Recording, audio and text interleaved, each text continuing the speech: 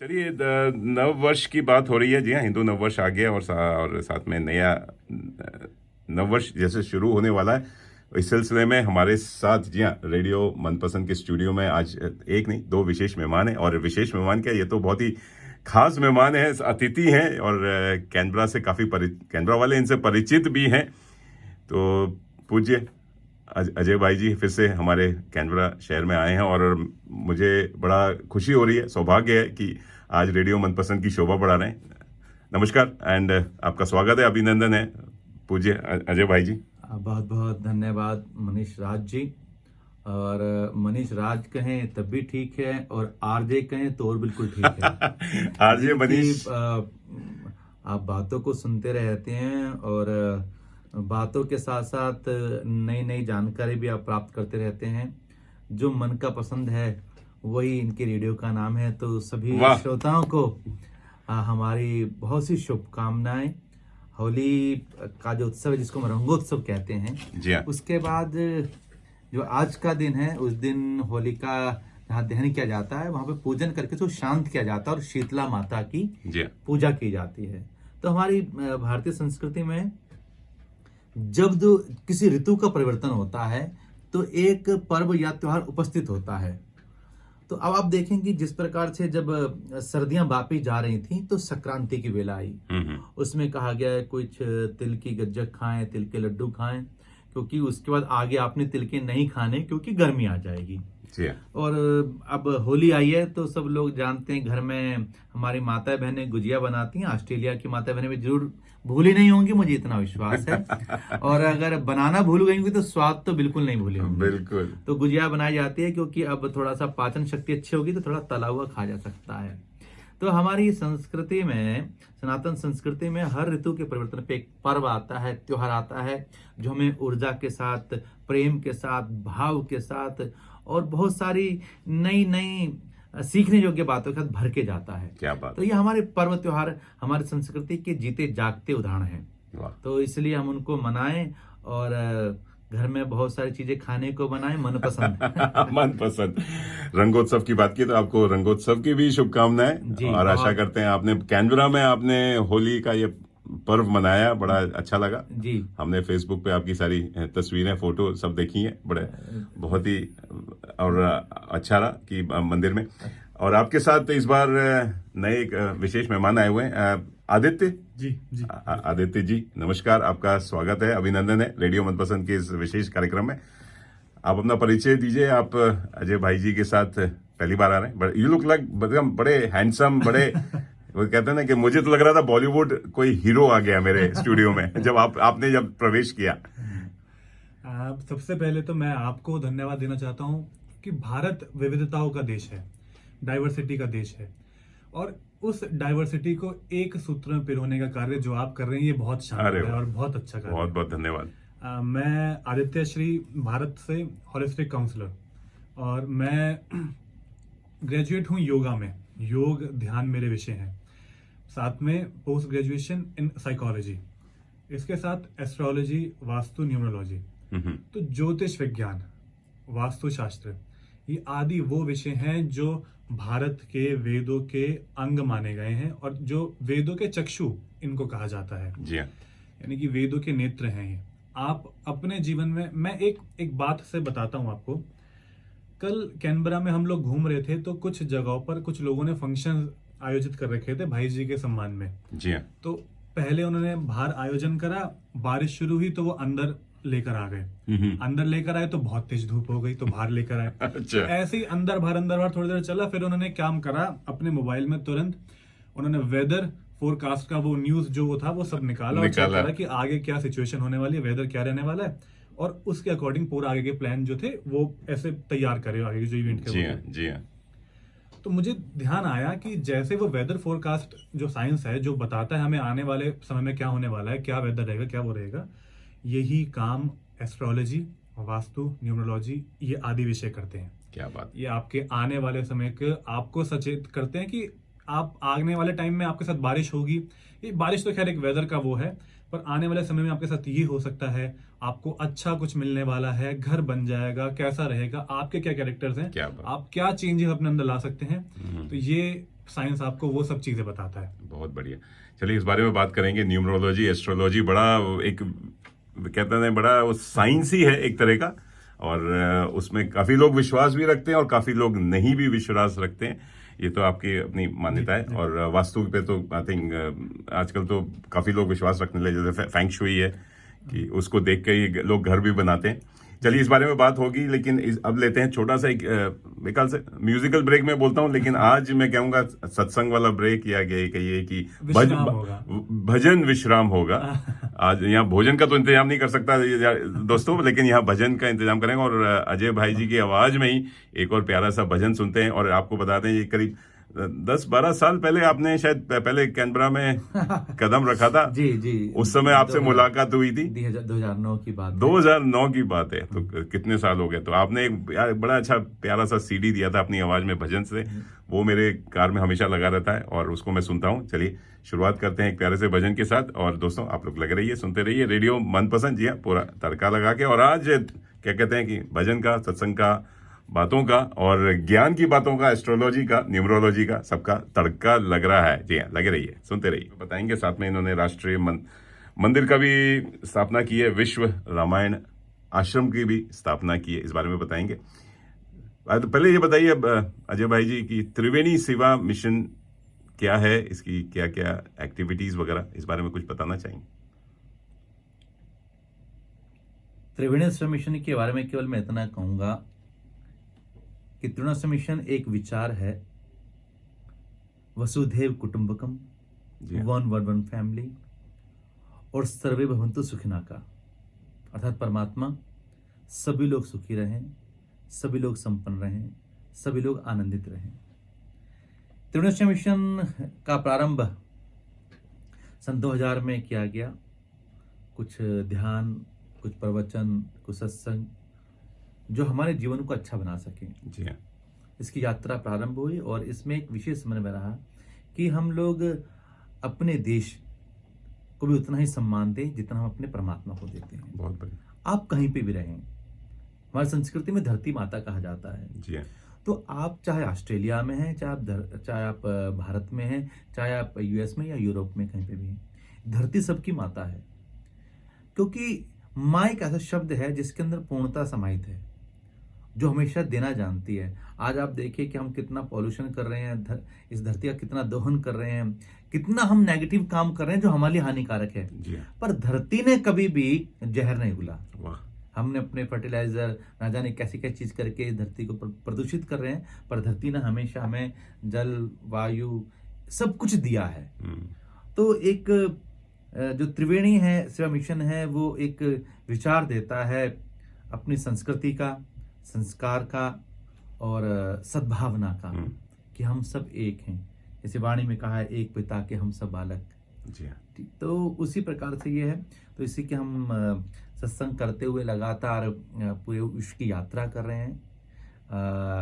97 से हमने यात्रा स्टार्ट की थी, नॉर्वे, स्वीडन, डेनमार्क से। अच्छा, और आज लगभग 20 से 22 देशों में यात्रा का निरंतर पड़ाव चल रहा है और निरंतर आगे बढ़ रही है। वाह, जैसे क्या बात। ऑस्ट्रेलिया के बाद हम लोग 10 मई से 16 मई तक श्रीलंका जा रहे हैं। अच्छा, और मनीष जी, मैं आपके माध्यम से अपने श्रोताओं को बताना चाहता हूँ, 2007 में एक बयान आया था कि राम सेतु नहीं है। तो श्रीलंका टूरिज्म के डिपार्टमेंट की ओर से हमें निमंत्रण मिला कि वहां पे रामायण कालीन ऐतिहासिक स्थान आज भी हैं। वाह, तो हमने जाकर देखा, राम सेतु भी है, रामायण भी है, राम भी है। और राम सेतु का तो अर्थ ही यह है कि राम से है तू। वाह, क्या बात। अर्थात कि ईश्वर के कारण हमारे सब संपदा है। जी हाँ, और जब हम राम शब्द कहते हैं तो इसका अर्थ है एक आदर्श मानव।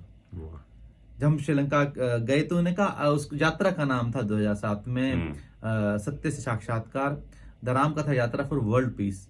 तो उनसे पूछा कि आप वर्ल्ड पीस की बात कैसे कह सकते हैं, राम आपके एक हिंदू के देवता हैं। तो मैंने कहा, कृपया राम को केवल हिंदू के देवता कहकर उनका जो स्वरूप है छोटा ना करें। जी हाँ, राम एक आदर्श हैं, वाह, वो एक आदर्श पुत्र हैं जो अपने पिता के सम्मान के लिए 14 वर्ष का वनवास ग्रहण करते हैं और स्वीकार करते हैं।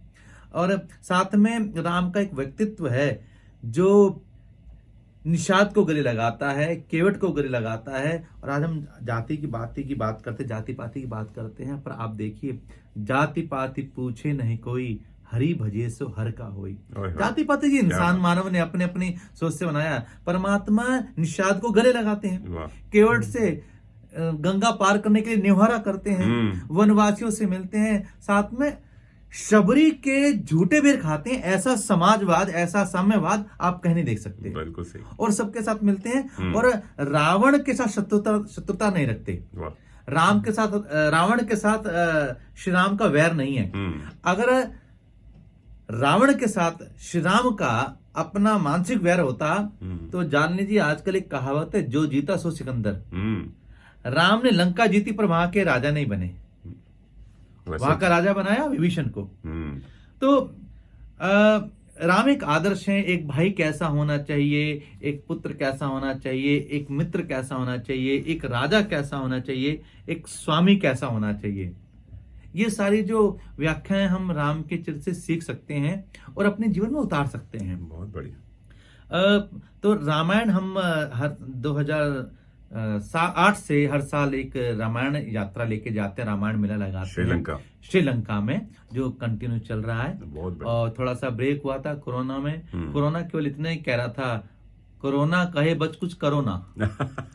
कोरोना क्या बात है, कोरोना कहे कुछ करो ना, और सावधान रहो फिर डरो ना। वाह। और सावधानी रखनी है, अपने मन की भी, अपने तन की भी। हमने देखा कि हमारे बहुत से लोग जो कोरोना में बिछड़े, वो हमें कह के गए हैं कि परमात्मा ने तुम्हें बहुत कुछ दिया है। क्या बात। इसलिए एक कोरोना का काल था, जो हमें हम इतिहास को पढ़ने का केवल इतना ही फायदा है कि हम सीखें कि हमें क्या करना और क्या नहीं करना।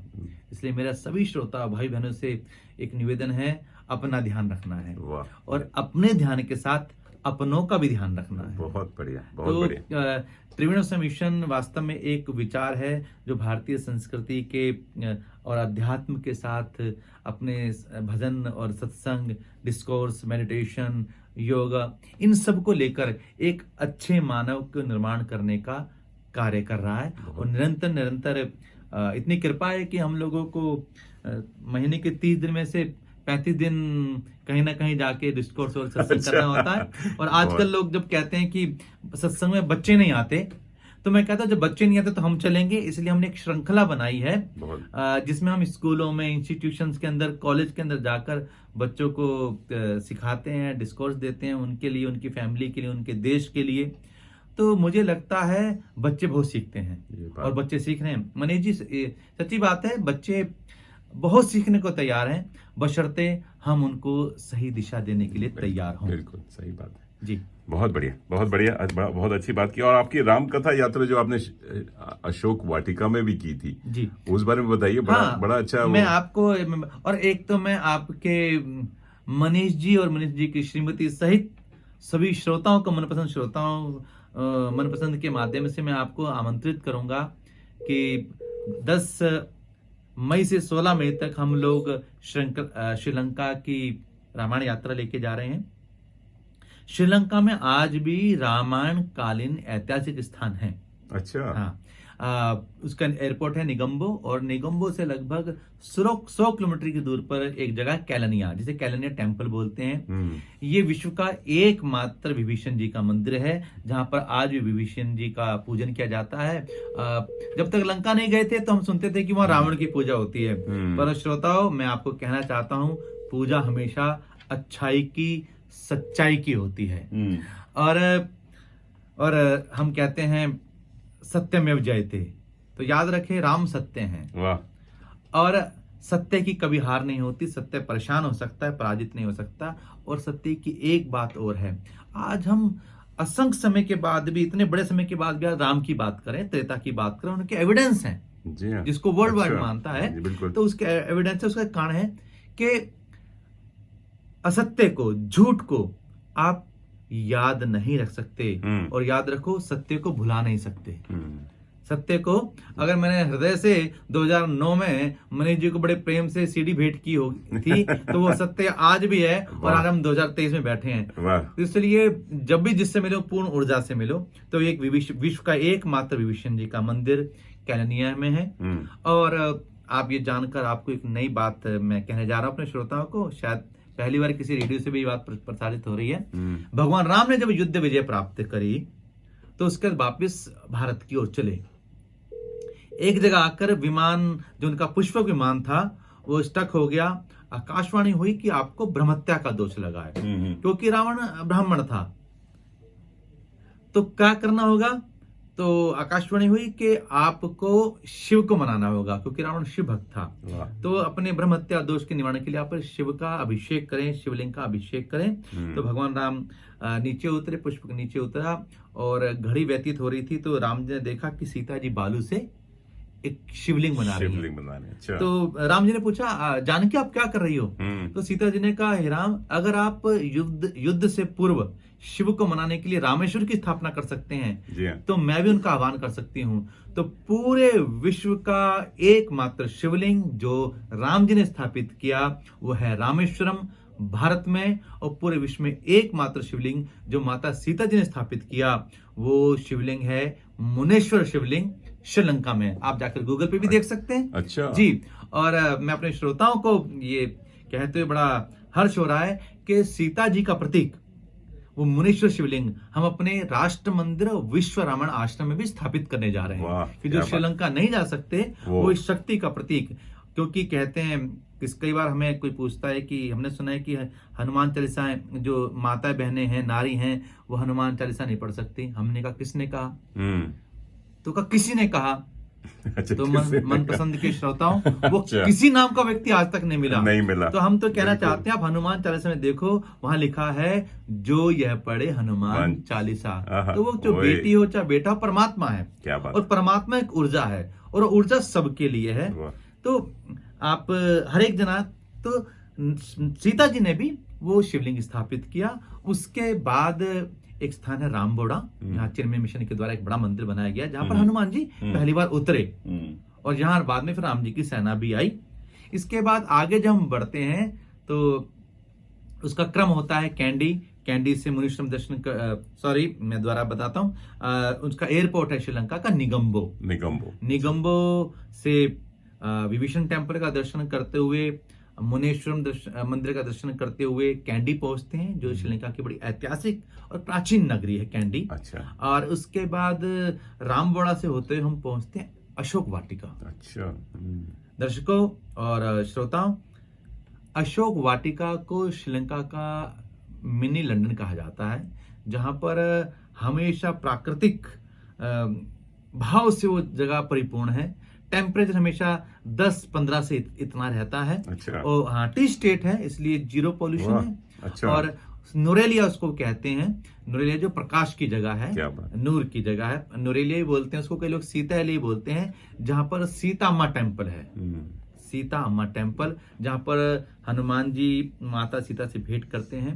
रावण ने जहां पर सीता जी को रखा, रावण ने कभी सीता जी को कहते हैं छूता नहीं था क्योंकि उसको एक श्राप भी था जिसकी एक बड़ी लंबी चर्चा है। तो सीता जी जहां रही वो अशोक वाटिका है। उस जगह का नाम है अशोक। और जो हिंदी व्याकरण में जानते हैं वो जानते हैं अ जिसके आगे लगा दे तो शब्द अर्थ बदल जाता है।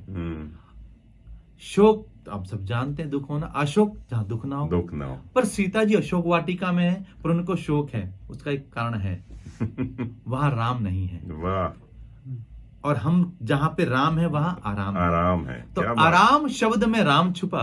वाह। आराम शब्द में राम छुपा। जो तन का दुर्बलपन होता है, जो मन का दुर्बलपन होता है, पर इसको जानने वाला तो कोई बिरला योगी होता है। वाह वाह वाह, क्या बात। तो उसको जानने वाले कोई बिरले योगी होते हैं। ये मैंने कविता कभी हमारी राष्ट्र भारती पुस्तक थी 7वीं 8वीं पढ़ी थी, तो जो सच्ची बात होती है याद हो जाती है। बिल्कुल।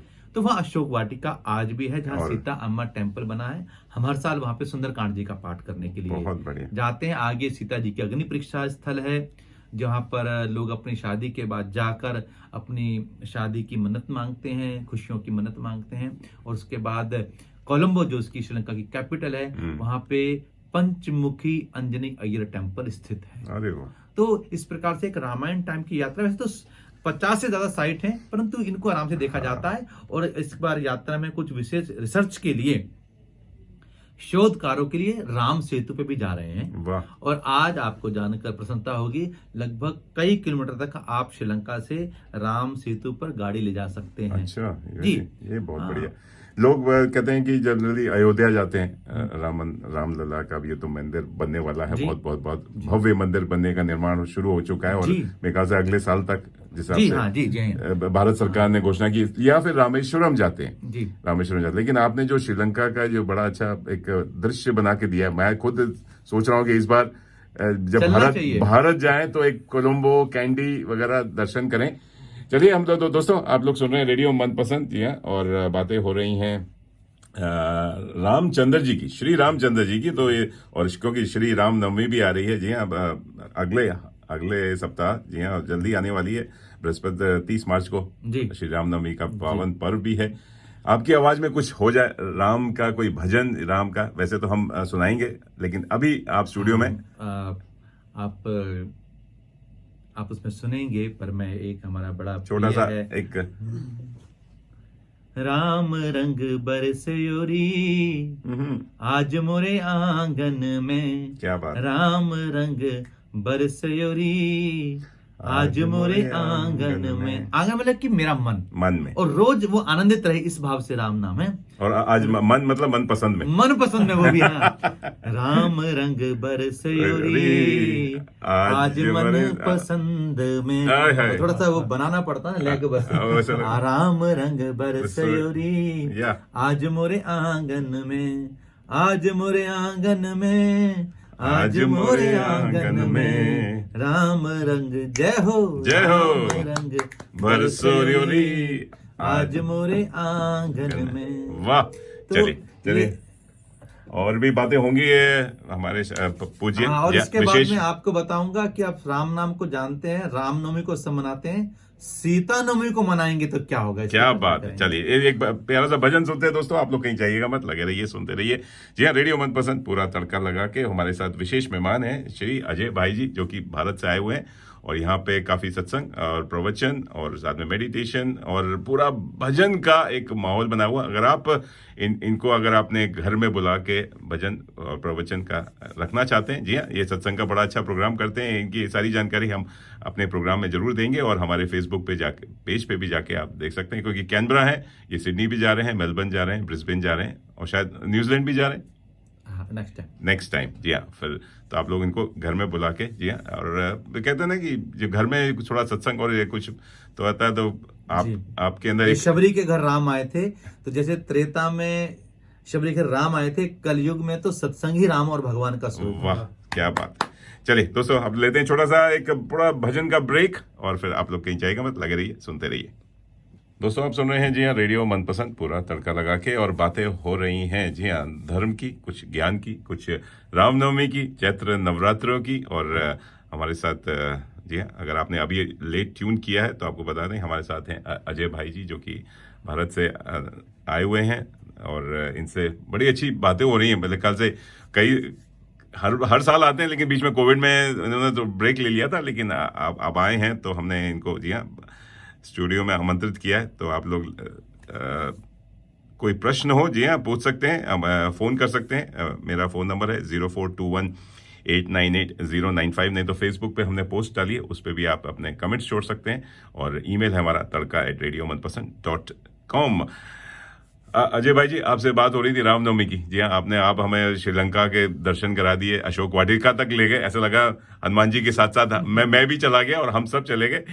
लेकिन बात होती है, अभी वुमेन्स डे 8 मार्च को निकला है, और वुमेन एम्पावरमेंट की बात करते हैं, और भारत में तो हमारी देवी माँ, ये कहते हैं, आपने भारत माँ की भी याद दिलाई, तो सीता जी की हम लोग जो कहते हैं नवमी या कोई ऐसा कुछ पूजा पाठ करते हैं। जी, मैं आपके एक निवेदन करूं, एक परम सत्ता है, जो नहीं माने वो उसको एनर्जी कहते हैं। अच्छा। जो मानते हैं उसको शक्ति कहते हैं। पर एक बात है, आप माने या ना माने, आप प्रणाम करें ना करें, सूर्यदेव आप आकर आपको प्रकाश देंगे ही। चंद्रमा देवता आके आपको सुलाएंगे ही आराम से। जी हाँ। जब कोई कहते हैं क्या लॉजिक है भगवान देखने का, किसी ने भगवान देखा है, तो मैं निवेदन करना चाहता हूं, जिस पर हमारी श्वास चल रही है उस श्वास को भी हमने कभी नहीं देखा। और जबकि श्वास के बिना हमारा जीवन नहीं, पर श्वास को हमने कभी नहीं देखा। और जब उस परमपिता परमात्मा को, उस शक्ति को, उस ऊर्जा को, उस एनर्जी को आप पिता के रूप में मानो तो भगवान है। जी। और उस शक्ति को, उस एनर्जी को जब आप माँ के रूप में मानो तो भगवती है। अर्थात दोनों एक ही हैं, भगवान और भगवती एक ही हैं। राम मर्यादा पुरुषोत्तम है। अगर राम नरों में पुरुषोत्तम है तो माँ भगवती सीता नारियों में सर्वोत्तम है। क्या बात। जिसने अपने जीवन के अंदर सबको सह के दिखलाया कि एक परिवार कैसे बनाया जा सकता है। क्या बात है, बहुत बढ़िया। आज और मैं अपने दर्शकों को बताऊं, हमारे सनातन संस्कृति में शब्दों की अपनी बहुत बड़ी व्याख्या है, वर्णमाला है और बड़ी संपन्न भाषा हमारी हिंदी, पर उसके अंदर तलाक या डाइवोर्स शब्द नहीं है। आप देखें, आप जब तलाक शब्द इस्तेमाल करते हैं तो आप उर्दू का करते हैं, आप जब डाइवोर्स कहते हैं तो आप इंग्लिश में करते हैं। बिल्कुल। तो फिर बनाना पड़ा, क्योंकि मैंने यहाँ पर आपने सुना नहीं होगा कभी, या अपनी दादी और परदादी के तक पहुंच जाएं तो आपने ये शब्द नहीं सुना होगा, पर समय बदला। उसका कारण था कि समर्पण की कमी की होना। चाहे वो मैं किसी में एक किसी के लिए नहीं कह सकता, परंतु ये हमें अपने आप को विचार करना होगा। वनवास मिला था श्री राम को, पर सीता जी ने स्वयं से स्वीकार किया। वाह, बिल्कुल सही। यही भारतीय नारी की विशेषता है। और मनीष जी, मुझे याद है कि मैं एक बार हम सन 2009 से जो ऑस्ट्रेलिया आ रहे हैं, उसका एक कारण है कि ऑस्ट्रेलिया के अंदर हमें वो प्रेम मिला है और हमने वो प्रेम दिया है जो कभी खत्म नहीं होगा, क्योंकि संपूर्ण ऊर्जा और मन के साथ हम उस ईश्वर का ध्यान करने के लिए आते हैं। और मेरे लिए तो चाहे हम ऑस्ट्रेलिया में हों, चाहे भारत के किसी अमरकंटक के जंगल में हो, एक जैसा ही लगता है। सब जगह एक ही काम करना है। तो मैं एक बार फिजी भी गया था और उसमें मदर्स डे था। तो 8 मार्च को हम लोग वुमेन्स डे मनाते हैं, महिला दिवस मनाते हैं, और सेकंड संडे ऑफ मई हम मदर्स डे मनाते हैं, मातृ दिवस मनाते हैं। तो हम एक ओल्ड एज होम में गए थे, तो उन्होंने हमसे पूछा कि आप भारत से आए हैं, इस ओल्ड एज होम में आके क्या कहेंगे। तो वो बात जो मैं कहता हूँ तो भावुक हो जाता हूँ, और मैं कहता हूँ परमात्मा से जो हमने बात कही वो सत्य हो पूरे विश्व के लिए। तो मैंने एक बात कही थी कि मैं उस देश से आया हूँ जहाँ एवरीडे इज मदर्स डे। हमारा हर दिन माता पिता को चरण छूकर प्रारंभ होता है। ये मैं आज के समय में अपने लिए बात करता हूँ। अपनी जिंदगी में अगर हम आज कुछ हैं तो उसका मूल है माता पिता का आशीर्वाद। क्या बात।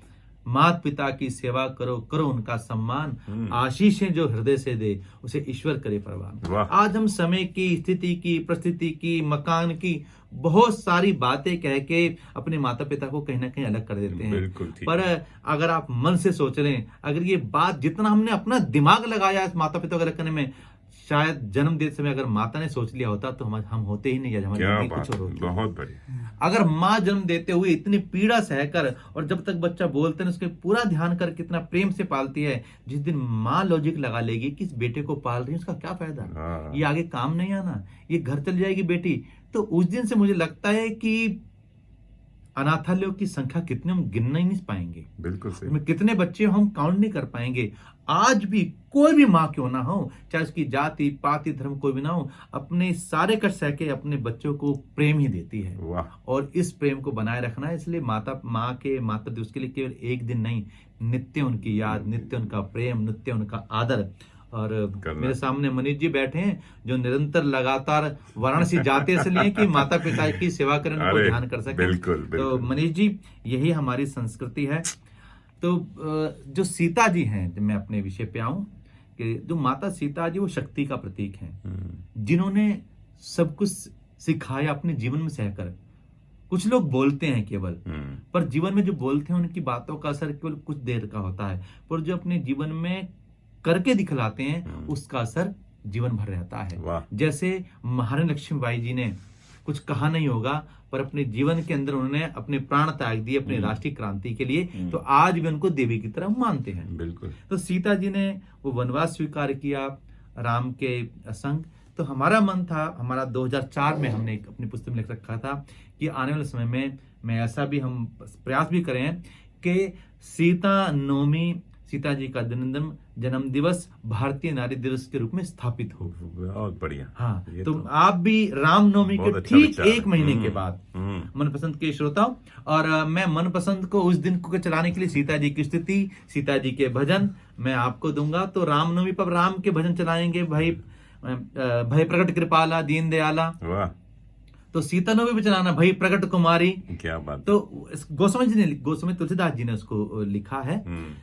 तो सीता जी के जन्म के साथ ही शक्ति का अवतरण हुआ है, और बेटी माँ है, बेटी बहन है, बेटी से है सृष्टि सारी, और बेटी बचाओ बेटी पढ़ाओ ये सबकी जिम्मेदारी। क्या बात। ये नारा ना बन जाए। बहुत तो बढ़िया, हम लोगों बहुत ने बढ़िया। इसी जो पिछले वर्ष 9 मई को 2022 में 9 मई को हमने सीता नवमी महोत्सव मनाया, और 22 देश के जो एम्बेसडर थे उनको बुलाया। हमारी केंद्रीय मंत्री हैं, कपड़ा मंत्री हैं, और सन्यासिनी जी हैं, उनका नाम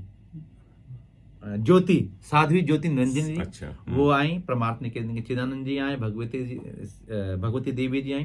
तो हमने एक बड़ी जागृति कार्यक्रम किया कि हम जैसे रामनवमी मनाते हैं राम की स्थापना के लिए, ऐसे हम सीता नवमी भी बनाएं शक्ति की स्थापना के लिए। और इस बार भी 30 मई को हम लोग सीता नवमी मनाएंगे।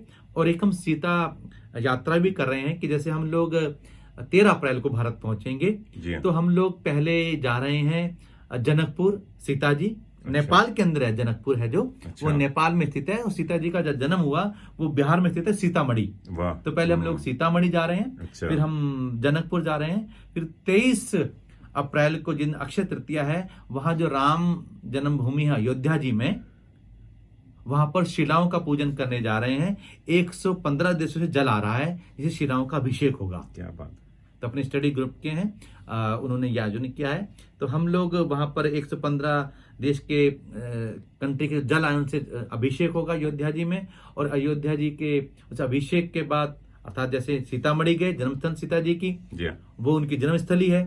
और जनकपुर महल उनका जहां पर युवावस्था बीती वो जगह है। और अयोध्या जी उनकी कर्मस्थली है। वाह, जन्मस्थली।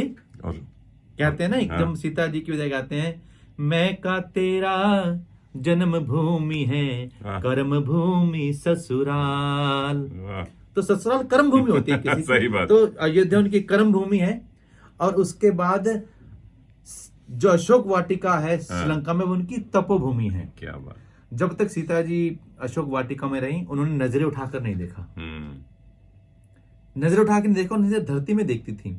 उसका एक कारण है मेरे भाई बहन, जब किसी व्यक्ति को दुख लगता है और शोक में होता है, तो उसे माँ याद आती है। वाह। और सीता जी की माता तो धरती माता है। क्या बात। इसलिए सीता जी धरती को देख के अपनी माँ को याद करती हैं। और इसलिए मैं बड़ा भावुक हो जाता हूँ कई बार। और कई बार लोग राम जी के लिए कहते हैं कि राम जी सीता जी के लिए कठोर थे, कि उनकी परीक्षा ली, फिर बाद में उनका विछोह किया। देखो भाई बहन, राम जी के समय परंपरा थी कि एक राजा की कई पत्नी हो सकती थी, पर राम जी ने एक पत्नी व्रत धारण किया। और सीता के सम्मान को प्राप्त करने के लिए द वन मैन आर्मी की तरह उन्होंने राम सेतु का निर्माण किया। आज संसार में पति पत्नी के प्रेम का अगर कोई प्रतीक है, वो राम सेतु है। वाह। जिसने सीता जी के सम्मान के राम सेतु बनाया और उस लंका को जीता, राज नहीं किया बल्कि उसे विजय करके उस विभीषण को दे दिया और अपने भारत आ गए। ये हमारी भारतीय संस्कृति की विशेषता है। क्या बात। और सीता जी का ये पर्व आप सीता नवमी को जरूर मनाएं। उस दिन जो घर की बड़ी हैं, सास हैं या माँ हैं, वो अपने बच्चों को कुछ गिफ्ट दें। बच्चे जो बेटियां हैं या बहू हैं, वो भी सास के चरण छूकर कुछ ने उपहार दें। तो एक प्रतिष्ठित पर्व के रूप में, जैसे और पर्व हैं, तो ये एक बहुत जरूरी है कि हम भारतीय महिला दिवस के रूप में सीता नवमी को मनाएं। उसका हम प्रयास कर रहे हैं। पर आप भी हर मंदिर में आप प्रयास करें कि सीता नवमी मनाई जाए, भंडारे लगाए जाए, शक्ति का पूजन हो। और मैं इस बात को यहाँ पे विश्राम करता हूँ कि जब सीता जी धरती में समाने लगी, ये जब हमने सीता नवमी का सीता चरितम कहा था, उस पे हमने इस बात पे विश्राम किया था। धरती में समाती हुई सीता ने राम जी से कहा, ये बात कहते हुए मनपसंद के श्रोता देंगे, पर मैं रोंगटे खड़े हो रहे मैं इसको अनुभव करता हूँ, क्योंकि सत्संग और ये डिस्कोर्स, ये ध्यान, अध्यात्म हमारा जीवन है। धरती में समाती सीता ने श्री राम से कहा, हे भगवान, आज मेरी विदाई के बाद दुनिया आपको आज से बहुत कुछ कहेगी। कि राम जी सीता जी निकट हो रहे हैं, उन्होंने ये ठीक नहीं किया, ऐसा ठीक नहीं किया। हे राम, श्री राम, आज मेरी विदाई के बाद, आज मेरे विछोह के बाद, आज से दुनिया आपको बहुत कुछ कहेगी। पर मैं कहना चाहती हूँ आज के बाद दुनिया मेरे विछोह के बाद आपको बहुत कुछ कहेगी, पर सीता राम की थी, सीता राम की है और सीता राम की रहेगी। इसलिए आज तक हम राम सीता नहीं, सीता राम रामचंद्र भगवान की जय। श्रोता बैठे वो भी एक बार जयकारा लगा दे कि जयकारा आपका जीवन का कल्याण करे। श्री रामचंद्र भगवान की जय। जय। वाह, क्या बात है। आपने मुझे इतना भावुक कर दिया। आपने सीता माँ की बात की, अब भारत माँ की बात की, अपने माँ की बात की, और सारी माँओं को हम याद कर रहे हैं वुमेन्स डे पे। इसके बाद मैं आपको भारत माता की कुछ बातें बताऊंगा।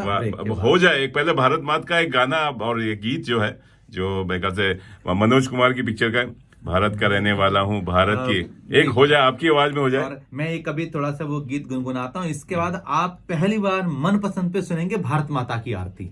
अच्छा, हाँ तो। और ब्रेक के बाद में भारत पर से पहले ये लगाते हैं, लेकिन हाँ छोटा सा।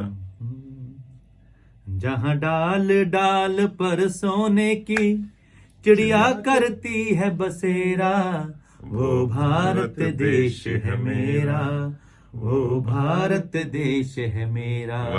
जहाँ सत्य, अहिंसा और धर्म का पग पग लगता डेरा, वो भारत देश है मेरा, वो भारत देश है मेरा। वास्तव में भारत का रहने वाला हूँ, भारत की बात सुनाता हूँ। वंदे मातरम, भारत माता की जय। चलिए, इसके बाद कुछ सिपाहियों की ऐसी बातें हम सुनेंगे जिससे आपको अपना गांव, अपना देश और भारत माता की याद आ जाएगी, कुछ ब्रेक के बाद। चलिए, लगे रहिए। तो दोस्तों, आप सुन रहे हैं रेडियो मनपसंद। जी हाँ, बहुत सारी बातें हो रही हैं और भारत माँ की याद आ रही है, तो चलिए भारत माँ की आरती ही सुन लेते हैं भाई अजय जी की आवाज में। लगे रहिए, सुनते रहिए रेडियो मनपसंद। मेरे साथ आज विशेष मेहमान हैं पूज्य श्री अजय भाई जी, जो कि भारत से आए हैं, और साथ में आदित्य श्री जी हैं, उनसे भी गपशप होगी, एस्ट्रोलॉजी, न्यूमरोलॉजी के बारे में बात करेंगे। लेकिन भाई अजय जी, आप ये बताइए, आपने निर्माण किया है राष्ट्र मंदिर का और विश्व रामायण आश्रम का, तो राष्ट्र मंदिर के भारत माता की हम अभी याद कर रहे थे। मैं एक बात बताऊं, तो मेरे पास दो प्रश्न है आपके पास। ये तो राष्ट्र मंदिर के बारे में तो आप बताएंगे, लेकिन आजकल धर्म के लेकर काफी चर्चाएं चल रही हैं, चाहे भारत में हो चाहे विश्व में हो, कोई भी धर्म के ऊपर नेगेटिविटी ज्यादा फैल रही है। तो उस बारे में आप क्या कहना चाहेंगे कि धर्म है क्या? चलिए, पहले मैं राष्ट्र मंदिर के विषय में बताता हूँ, फिर धर्म पे आता हूँ। हमारे यहाँ पर सबसे बड़ा जो भाव माना गया, वो माना गया प्रेम का। प्रेम और धर्म एक ही सिक्के के दो पहलू हैं। पर बात आ गई तो मैं धर्म से राष्ट्र की ओर जाता हूं। आजकल हम कहते हैं कि हम अमुक धर्म के हैं, हम अमुक धर्म के हैं, ये धर्म हमारा, ये धर्म ठीक नहीं, ये धर्म ठीक नहीं है। एक किसी मत को मानने वाले लोग संप्रदाय कहलाता है। बिल्कुल। पर धर्म का सही अर्थ है मेरी निगाह में और मेरे अनुसार, सबकी अपनी अपनी व्याख्या हो सकती है। बिल्कुल सही। गोस्वामी जी ने कहा, परहित सरिस धर्म नहीं भाई, दूसरों की सेवा से बड़ा कोई धर्म नहीं। वाह, ये बहुत बढ़िया। और हमारे शास्त्र में लिखा है, सत्यम परम धीमहि, जो सत्य भी है वो भी धर्म का स्वरूप है। अहिंसा परमो धर्म। क्या बात। अहिंसा परमो धर्म है। पर जहां पर कहीं अत्याचार हो रहा हो तो आर्मी और पुलिस वाले अहिंसा परमो धर्म का पालन नहीं कर पाएंगे। बिल्कुल। उनको उस करंट सिचुएशन के अनुसार निर्णय लेना पड़ेगा कि कैसे बचाना है और क्या करना है। जी। तो धर्म का मूल स्वभाव है वर्तमान में सही निर्णय लेना, वर्तमान में सही कर्तव्यों का निर्वाह करना। मैं सही शब्द इसलिए लगा रहा हूं क्योंकि सही निर्णय लेना ही धर्म है। क्योंकि जब वक्त आता है तो हमारे निर्णय बनाते हैं कि हमें क्या करना है क्या नहीं करना। तो धर्म का एक हमारे दृष्टिकोण से अर्थ है प्रेम पूर्वक ईमानदारी से अपने कर्तव्यों का निर्वाह करना धर्म है। वाह, बहुत बढ़िया। मैं दोबारा बोलता हूँ, हो सकता है हमारे मनपसंद के श्रोताओं को बिल्कुल। याद हो जाए, और मनपसंद बात बन जाएगी तो याद रह आपने- जाएगी। प्रेम पूर्वक ईमानदारी ईमानदारी से से अपने कर्तव्यों का निर्वाह करना धर्म है। क्या बात। अब आप कुछ भी हैं, आप कुछ भी करते हैं, जब बेटे हैं या पिता हैं, एक नागरिक हैं, व्यापारी हैं, कुछ भी कार्य या करते business- आप जो कुछ भी करते हैं, अगर प्रेम और ईमानदारी से करते हैं तो आप अपने मन- धर्म का निर्वाह कर रहे हैं, मन लगा के करते मन लगा के कर रहे हैं। तो धर्म का एक मूल अर्थ है, इसको अलग अलग जगह सबने अलग अलग परिभाषा दी है। और बिल्कुल। मैं कहना चाहता हूं कि और ऐसा हो एक दिन कि जो भी प्रमुख धर्म हैं, उनके प्रमुख धर्माचार्य से कहा जाए कि अपने धर्म की केवल 5 पॉइंट आप लिख के दें। तो चाहे कहते हैं कि भाई बहुत सारे धर्म है, नए नए, तो हर एक धर्म के धर्माचार्यों को है कि वो केवल हर धर्म से 5 पॉइंट मांगे कि उनके धर्म के एसेंस के 5 पॉइंट में। तो मुझे विश्वास है वो 5 के 5 पॉइंट एक ही होंगे सबके, क्या बात। चाहे धर्म कितने भी हों, लेकिन पर उनके जो 5 पॉइंट होंगे वो यही होगा कि प्रेम करें, अच्छे से रहें, सबका साथ दें, तो यही होगा। इंसानियत दिखाएं। इंसानियत रहे तो यही होगा। और हम लोगों ने दिल्ली के अंदर राष्ट्र मंदिर विश्व रामायण आश्रम स्थापित किया है। हम हर जगह जाते थे, वंदे मातरम, जय हिंद, हमने जितनी भी हमारी भारत की सीमाएं हैं, चाहे वो कारगिल है, चाहे वो अटारी बॉर्डर है, और खरदुला बाईपास है, नाथुला बाईपास है, और तनोट माता जहाँ लोंगे वाला बॉर्डर है वहाँ, या माणा गांव है, हम हर एक सीमा पर गए और वहाँ पर जाकर अपना अध्यात्म किया और वहाँ पे लोगों को ले गए राष्ट्र तीर्थ के रूप में दर्शन कराने के लिए। मैं तो जब कैनबरा भी आता हूँ तो जो ये आपका वार मेमोरियल है, मेरे को लगता है सिपाहियों को तो नमन सब जगह होना अरे चाहिए, वाह। सिपाहियों का बिल्कुल। सम्मान सब जगह होना चाहिए। शत नमन, और क्या। जी, जो अपने देश के लड़ते हैं, लड़े तो कोई भी लेता हो, सिपाही तो अपने देश के लड़ता है, देश के लिए। और उसका काम होता है अपने देश की सेवा करना, तो वो कहीं का भी हो, उनको नमन है। तो हम लोगों ने राष्ट्र मंदिर की स्थापना करी, जहां विश्व की पहली भारत माता की प्राण प्रतिष्ठित मूर्ति स्थापित है, जिनका रोज स्कंद पुराण के अनुसार उनका पूजन किया जाता है, अर्चना की जाती है, भोग लगाया जाता है। प्राण प्रतिष्ठा करते होता है कि उसमें जागृत भाव है। क्या बात। उनका उसी तरह से उनकी जो सम्मान है, देख रेख है, उनका सब कुछ उसी प्रकार से किया जाता है। और हमारे आप जब आश्रम में, तो सभी श्रोताओं को निमंत्रण दूंगा कि जब आप बताइए, दिल्ली कहाँ आएं, एड्रेस बताइए। दिल्ली राष्ट्र मंदिर विश्व रामायण आश्रम 13/20 नंगली पूना दिल्ली 36। उसको गूगल मैप्स पे है। बिल्कुल, आप गूगल पे जाएंगे तुरंत वो आपको आश्रम में लेके जाएगा। और अंतर्राष्ट्रीय एयरपोर्ट से कितनी दूर है? ये अंतर्राष्ट्रीय एयरपोर्ट से लगभग 40 मिनट का रास्ता है। बाय और आप टैक्सी आएं, या उबर। और सीता रसोई है, मेरा निवेदन है, अरे आप वाह। सूचना दे के हैं और सीता रसोई का प्रसाद आप आश्रम में जरूर पाएं, अरे वाह। ऐसा हमारा निवेदन है, क्योंकि हर समय का जो भोग है वो प्रसाद लगता है, और जो हमारे अतिथि हैं वो भंडारे के रूप में निरंतर उसको पाते हैं। तो हमने वो स्थान स्थापित किया उन सभी संतों और सैनिकों को, जिनके हम नाम चेहरे नहीं जानते, पर कृतज्ञ हैं हम सब लोग आज इस वर्तमान के भाव के लिए उनके प्रति। तो आप सब लोग राष्ट्र मंदिर विश्व रामायण आश्रम में आमंत्रित हैं, मनपसंद रेडियो की तरफ से भी और हमारी तरफ से भी। बहुत बढ़िया, बहुत बहुत धन्यवाद अजय भाई जी आपका निमंत्रण के लिए। और हम सब चाहेंगे कि जो भी जा रहे हैं दिल्ली, बिल्कुल। इसके साथ ही हम लोग इसके बाद मेलबर्न में हैं, अच्छा, और उसके बाद सिडनी में है, फिर ब्रिस्बेन में है। आप सब लोग सत्संग ज्वाइन कर सकते हैं, गोल्ड कोस्ट में भी आप? हाँ, गोल्ड कोस्ट में भी है। तो वो उसका एक फ्लायर है, वो हम हमारी मनपसंद श्रोता हैं पूजा ग्रोवर जी, जो कि ब्रिस्बेन में गोल्ड कोस्ट में, जी हाँ, वो यहीं कैनबरा में थी और आजकल वहाँ चली गई, उन्हीं के द्वारा आयोजित है। वाह, बहुत बढ़िया। और ये यात्रा प्रेम की यात्रा है और सत्संग की यात्रा है। आइए, आपका भी सभी का बहुत बढ़िया, आपका बहुत बहुत धन्यवाद।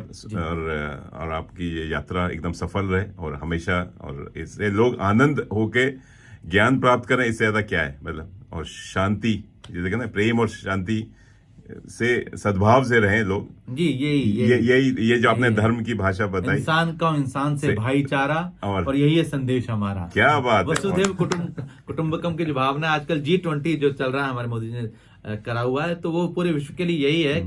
और क्या कहते हैं, ऑस्ट्रेलिया में भारत में ऑस्ट्रेलिया के जो प्रधानमंत्री हैं उनका एक भव्य स्वागत हुआ है। और मैं भी आप सब लोगों को भारत के बाबा विश्वनाथ मंदिर के दर्शन के लिए आमंत्रित करता हूँ। उज्जैन के जो महाकालेश्वर का कॉरिडोर बन रहा है उसके लिए भी आमंत्रित करता हूँ। और बहुत जल्दी निर्विघ्न रूप से अयोध्या में श्री राम मंदिर बने और प्रेम भाव के साथ बने और सबका आकर्षण केंद्र हो, प्रेम का संदेश दे, ऐसी भी हमारी भावना। चलिए इसी बात पे एक प्यारा सा आपकी आवाज में एक भजन हो जाए। और दोस्तों आप लोग लगे रहिए, सुनते रहिए। जी हाँ, बातें हो रही हैं, बहुत सारी बातें हो रही, भारत माँ से लेकर रामनवमी और उसके बाद सीता नवमी लेकर और राष्ट्र मंदिर तक हम पहुंच गए हैं। चलिए लगे रहिए, सुनते रहिए रेडियो मनपसंद। जी पूरा तड़का लगा के। और मेरे साथ उनके साथ आए हुए हैं भारत से आदित्य श्री जी। आदित्य श्री जी का भी स्वागत है, अभिनंदन है। और इन्होंने कार्यक्रम के शुरू में थोड़ा सा एक भूमिका बताई थी कि एस्ट्रोलॉजी और न्यूमरोलॉजी और वास्तुशास्त्र, पामिस्ट्री और टैरो, सबका वो भंडार है, ज्ञान का भंडार लेकर आए हैं। और आप उनकी सेवा, मतलब इनकी सेवा ले सकते हैं। तो आदित्य जी आपका स्वागत है, अभिनंदन है हमारे रेडियो मनपसंद के इस विशेष कार्यक्रम में। आपने तो बताया कि आपने एमए भी किया हुआ है एस्ट्रोलॉजी में, साइकोलॉजी में। जी। आप बताइए कैसे ये कर लेते, क्योंकि मैंने जैसे शुरू में कहा था कि बहुत लोग विश्वास करते हैं, बहुत लोग नहीं करते। किन्हीं का क्या है, कोई कहता है साइंस है, कोई कहता है नहीं ये तो अंधविश्वास है। तो आप क्या कहना चाहेंगे? देखिए, मैंने जब ज्योतिष, वास्तु, न्यूमरोलॉजी, टैरो, पामिस्ट्री, जब ये चीजों का गहन अध्ययन किया, मेरी उस समय ग्रेजुएशन चल रही थी योग ध्यान में। फिर मुझे लगा कि साइंस से जोड़ के देखना चाहिए कि साइकोलॉजी, लोगों के मन को, मनोविज्ञान को पढ़कर, लोगों के मन को पढ़कर देखना चाहिए कि वो जानना क्या चाहते हैं। फिर मेरे पास, जैसे आपने बताया कि लोग अंधविश्वास भी कई लोग मानते हैं, पर बहुत सारे लोग एनर्जीज को नहीं मानते। तो ऐसा नहीं है कि अब जैसे भाई जी ने बताया कि सूर्य आप मानो ना मानो, कुछ लोग जल चढ़ाते हैं, कुछ लोग सूर्य नमस्कार करते हैं, वो लोग करें ना करें, सूर्य भगवान रोज आएंगे। बिल्कुल, आपको भी उतनी उष्णता, आपको भी उतनी गर्मी, उतनी धूप, जितना मुझे, जितना आपको। जितने लोग साइंस को नहीं मानते, वो शायद ग्रेविटेशनल को भी नहीं मानते, ग्रेविटेशन फोर्स को भी नहीं मानते होंगे। तो ऐसा नहीं है कि हवा में उड़ के जा रहे होंगे चलेंगे वो भी जमीन पर ही। बिल्कुल। तो आप चीजों को माने या ना माने, वो चीजें आप पर वो असर करती हैं, आप पर फर्क डालती हैं, आप पर प्रभाव डालती हैं। तो इससे अच्छा है कि आप चीजों को समझने की कोशिश करें, एक रिजिड ना होकर फ्लेक्सिबिलिटी बनाकर उन चीजों को समझें। जी हाँ। मैं आपको एक एग्जांपल देता हूँ। एक बार एक व्यक्ति एक संत के पास गया, उसने उनसे कहा कि मेरे जीवन में चिंताएं बहुत हैं, दुख बहुत हैं, प्रॉब्लम्स हैं, स्ट्रगल्स बहुत आ रहे हैं, क्या करना चाहिए? मैं कोई काम शुरू करता हूँ तो रुक जाता है। बहुत लोगों की अभी भी प्रॉब्लम होगी, हताश, परेशान हूँ, बहुत परेशान है। तो संत ने कहा कि मैं बताता हूँ, तुम एक काम करो, ये ग्लास ऑफ वाटर है, ये ग्लास पानी का है, इसे उठाकर खड़े हो जाओ 2 मिनट। अच्छा। तो वो व्यक्ति खड़ा हो जाता है और खड़े होने के बाद वो 5 मिनट निकलते हैं, उसका हाथ थोड़े थोड़े कांपने लगते हैं, पर संत का आदेश है कैसे टाल दे। तो 6-7 मिनट तक वो पूछता है दोबारा कि क्या मैं इसे रख दूं? तो कह रहे क्यों, अभी थोड़ी देर पकड़ के रखो। ऐसे करते करते 10 मिनट बीत जाते हैं। अच्छा। तो फिर दोबारा उसका हाथ अब पूरी तरह जब थर कांपने लगता है, तो वो कहता है कि कह रहा मैं अब मैं रख दूं, बहुत दिक्कत हो रही है। बहुत दिक्कत है। तो संत पूछते हैं कि क्या मैंने पानी बढ़ाया या इस गिलास का वजन बढ़ गया, ये क्या कारण है? तो कह रहे नहीं, बहुत समय हो गया इसको पकड़े हुए। तो संत ने बोला दुख भी ऐसे ही होते हैं। तुम जितने देर तक अपने मन में उन चिंताओं को, उन दुख को, उन प्रॉब्लम्स को भर कर रखोगे, वो उतने भारी होते जाएंगे। तो मुझे लगता है अभी हमारी ये ऑस्ट्रेलिया की यात्रा है, तो कुछ फायदा उठा लेना चाहिए। अपने मन की उन चिंताओं को, उन दुखों को, स्ट्रगल, प्रॉब्लम्स को ये खत्म करने का सबसे अच्छा समय है। और आप आइए एक बार कंसल्टेशन, साइकोलॉजिकली, योग ध्यान से, ज्योतिष, astrology, vastu, numerology, palmistry, tarot, इनके जब एक सामूहिक हॉलिस्टिक काउंसलिंग होगी तो आपको समझ आएगा कि कितना आपके जीवन में वो असर दिख रहा है, आपके जीवन में कितनी अच्छाइयां बढ़कर आ रही हैं। जी। तो आप भविष्य बड़े आसानी से बता देते हैं। लोग बड़े चिंता होते हैं कि सबसे पहला होता है कि मेरी शादी कब होगी, या जॉब कोई बढ़िया $1 मिलियन वाली जॉब कैसे लगेगी, या मेरे बच्चे कब होंगे, या बहुत कुछ आदमी के दिमाग में चलता है। क्या ये आसानी से बताया जा सकता है? मैंने बताया पहले, जैसे वेदर बताया जाता है, उसमें वेदर टेलीकास्ट होता है, सब चीजों में न्यूज में हम देखते हैं, ठीक वैसे ही एक साइंस है। आपको चीजों के बारे में बताया जाएगा। आपको बताया जा रहा है आज बारिश होने वाली है, जी हाँ। अभी आप पर निर्भर है। आपको रेनकोट लेना है, आपको अम्ब्रेला लेनी है, आपको भीगते हुए जाना है, घर रुकना है, वो आपके ऊपर वो निर्भर आपके ऊपर करता है। तो कुछ चीजों में आपको वो रेमेडीज बताई जाएंगी, वो आपको लक्षण बताए जाएंगे कि ऐसा ऐसा होने वाला है। जैसे डॉक्टर बताते हैं कि आपको ये प्रॉब्लम है तो धीरे धीरे ये बढ़कर ऐसे ना पहुंच जाए तो आप ये मेडिसिन ले लीजिए। तो वो प्रिकॉशंस वो हमेशा होते हैं। और एक अच्छा बहुत प्रोवर्ब है कि अ planned problem is half solved. तो आप जब अपनी परेशानी, अपनी चिंताएं आपको पता चल जाएंगी तो आपको शायद वो सॉल्यूशन भी पता चल जाएगा। बिल्कुल, मतलब you work like a counsellor, जैसे बोलते हैं जी, ना, काउंसलर। क्योंकि बहुत लोगों की परेशानी होती है, कोई कुछ सुनने वाला नहीं होता। जी जी। अगर आपके पास आए तो शायद आधे से ज्यादा परेशानी तो ऐसे ही हाँ। दूर हो जाती है कि जब कोई सुनने वाला मिल जाए। क्योंकि आजकल बोलने वाले बहुत हैं, लेकिन सुनने वाला बहुत कमी हो गई है। तो आपसे कैसे संपर्क किया जा सकता है? आप ऑस्ट्रेलिया में हैं, तो कैनबरा में हैं, तो कैसे आप वेबसाइट के थ्रू या ऑनलाइन भी आप? ऑनलाइन भी जी। मैं अपना नंबर बोल देता हूँ, जो भारत का नंबर है मेरा, वो +919811382351। ये मेरा भारत का नंबर है। और जो ऑस्ट्रेलिया का नंबर है, मैं वो आपके उसमें फ्लायर में नीचे आ जाएगा। हम लोग शेयर कर देंगे फेसबुक के द्वारा जी, और जी। यूट्यूब पे।